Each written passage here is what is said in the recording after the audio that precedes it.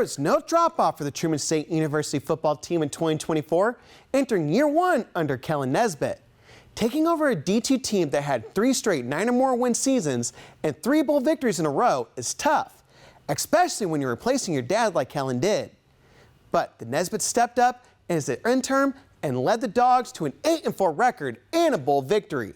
His players have a lot of respect for the head dog, saying that he's the undisputed leader who leads them into battle. I love it. He's a big lead by example guy. If you need to look to somebody to do things the right way, he's always on time, he's there early, and I think that makes it easy for the team to follow behind that leadership and really motto everything we need to be doing as a team to be successful. He get a juiced up before the game. He comes with a lot of energy, a lot of excitement.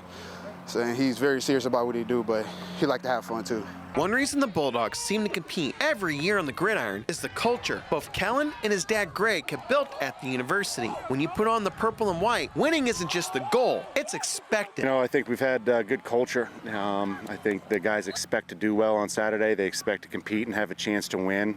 So I think that's been really a key to it.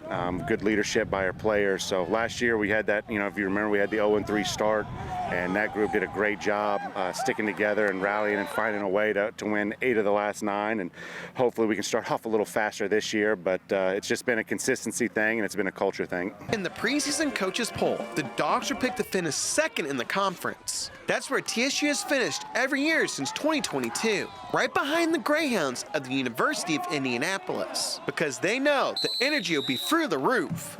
I mean, we know what type of atmosphere it is, what type of atmosphere they bring, we bring. It's an exciting game every time, so it's just a different level of energy that we have when we know that game's coming up. I think it's somebody who can match our level of competitiveness, and it brings the best out of both squads so we can really show what we're made of and how good of a team we'll really be this year. With an experienced roster and a hungry coaching staff, the Bulldogs are aiming for their first conference title since 2016. Coach Nesbitt said he's not looking too far ahead because the Dogs are taking it one game at a time.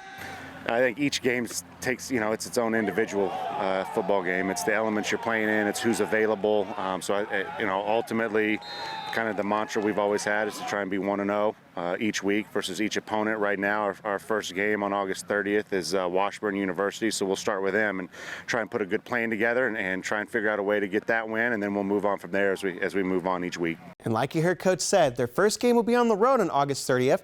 Their first 2 games will also be on the road like there, and then they'll be home on the 13th to play Davenport.